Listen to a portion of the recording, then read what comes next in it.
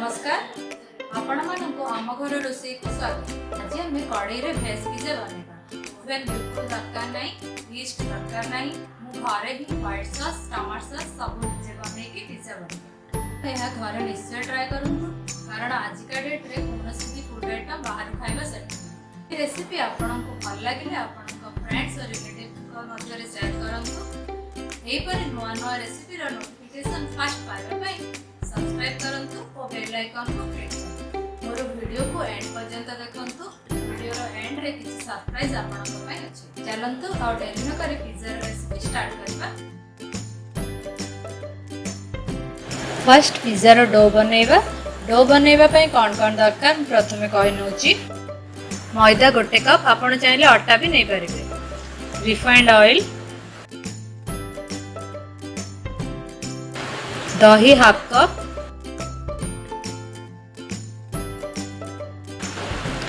Baking powder half teaspoon,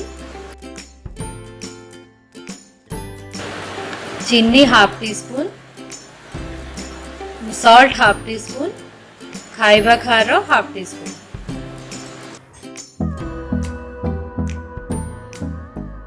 गोटे bowl रे गोटे कप मैदा, खाइबा खार, सॉल्ट, बेकिंग पाउडर,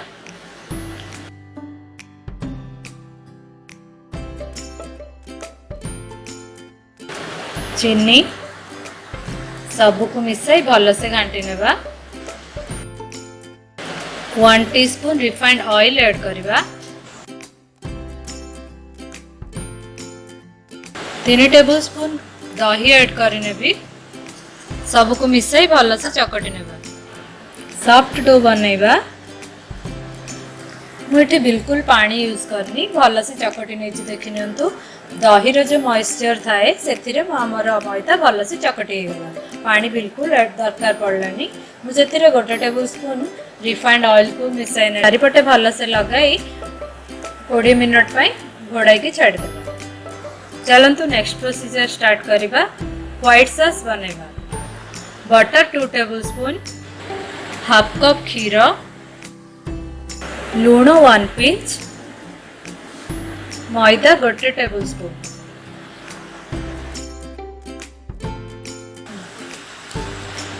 प्रथमे 2 टेबल स्पून बटर को ऐड करनेबा। देखंतु बटर मेल्ट हेबाक आसिलानी। आमे सेथिरे गोटे टेबल स्पून मैदा को मिसाई भल से घांटी नेबा। कंटिन्यूअसली घांटुथुबा नहले हमर मैदा तळे लागि कि पोड़ी जिवो।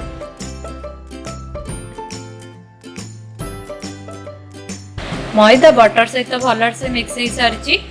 से गोटे पिंच लूण ऐड करनेबी टेस्ट पाई। आपन को जदि अधिका दरकार सॉस को टेस्ट करेंगे और लूण ऐड करें।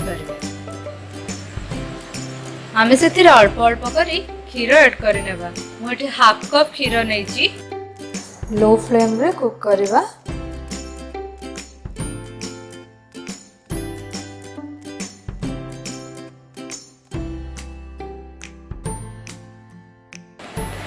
क्षीर को बटर और मैदा सहित भल से मिक्स करनेबा। देखो तो कंसिस्टेंसी केमती पतला है पतला रखिबे, मोटा करिवे।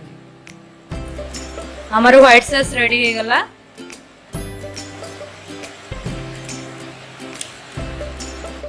एबे नेक्स्ट प्रोसीजर स्टार्ट करबा। रेड सॉस स्टार्ट करबा।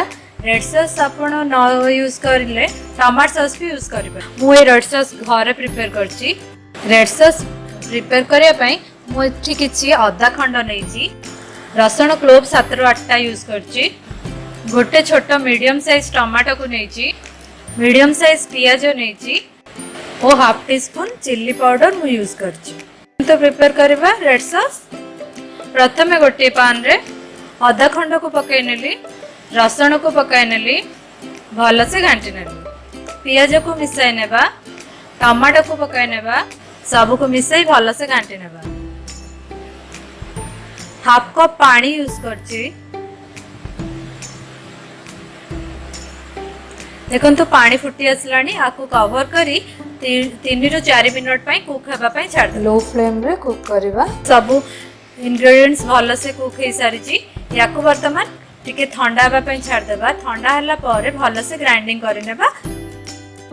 ठंडा हो सारी आपको गोटे जार रे काढ़ी नेबा ग्राइंडिंग करने देखो तो रेड सॉस प्रिपेयर हो सारी पुणी गोटे पान रे अल्प तेल नेली से बाटी रखी रेड सॉस को पकाई नेली भल से मिक्स करी घांटी नेबा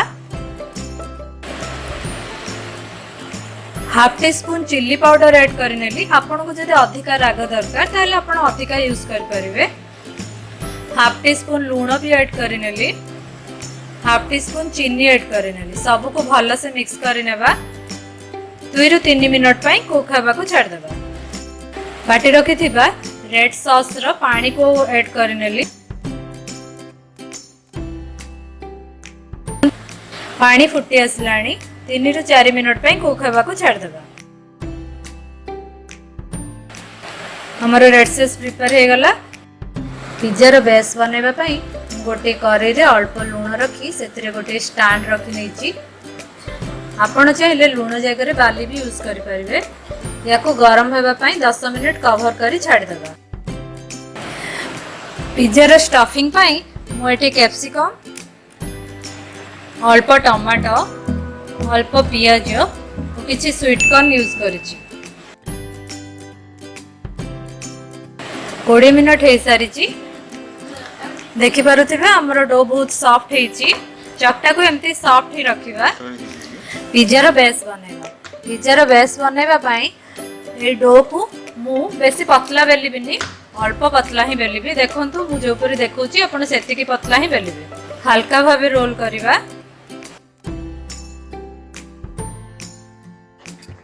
प्रस्तुत हे गला मु गोटे प्लेट नै छी आपण चाहिले पिज्जार बेस भी नै परिबे सेही प्लेट रे मु अल्प तेल को चारिपटे स्प्रेड करनेली तापर बनेगी रखी पिज्जार बेस को रखी नेबी तेल को चारिपटे स्प्रेड करी लगाई नेबा प्रिपेयर करी रखी रेड सॉस को चारिपटे स्प्रेड करी लगाई नेबा प्रिपेयर करी रखी व्हाइट सॉस को चारिपटे स्प्रेड करी पकाई नेबा स्टफिंग पाई काटी रखी स्लाइस पियाज को चारिपटे भल से स्प्रेड करी पकाई नेली स्टफिंग पाई रखी टमाटो को भी ठीक से हीपरी चारिपटे पकाई नेबी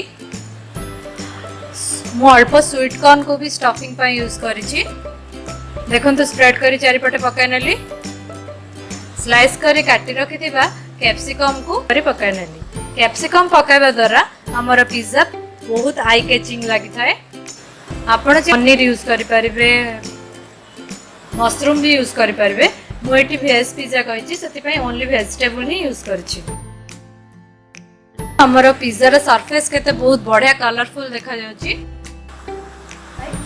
अल्प व्हाइट सॉस को या ऊपर आउथरे पकाई नेली गुंड करी रखिथिबा सुखिला लंका को एथिरे स्प्रेड करी पकाई नेली हमर कढ़ई भल से ताती जाईछि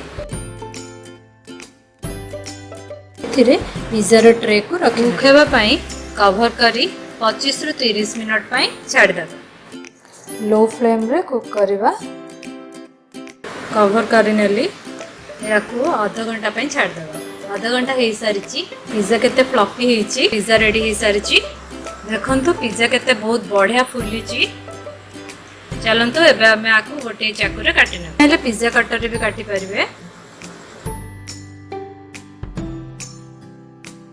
केते सॉफ्ट और फ्लफी हेची आपण कटिंग रे जानि पारुथिबे एही पिज्जा रे आपण मार्केट रो टेस्ट पाई परिबे लॉकडाउन समय रे बहुत टेस्टी खाया पई इच्छा होतबो एहा घरे निश्चय ट्राई करंतु मार्केट रो टेस्ट एही पिज्जा रे आपण पाई परिबे पिज्जा प्रस्तुत हे गला या पर आपण को जो कहितली किछि सरप्राइज अछि एंड पर्यंत देखंतु जानि नेबो नेक्स्ट वीडियो रे देखा हबो कितने दिन होला लॉकडाउन हे गला कितने दिन होला पुआड़े जाइनी तुमने सैनी पिज्जा खानी और खाली इसीरा खायो इच्छा होती आपको करबा संगमने आपण किछि उपाय दियो गंडो स्किन मत गोटे पिज्जा दे दो पाटीटा भारी स्वादिया लागिबो अगर नथिया तो विथ फुली गला मोला बहु मो पे पिज्जा बने आनले कहले कि तो पे आनबो आनले ताला अरे धन्यवाद गंडू तू का मोर गोटे भूल संगो ताला काट करबा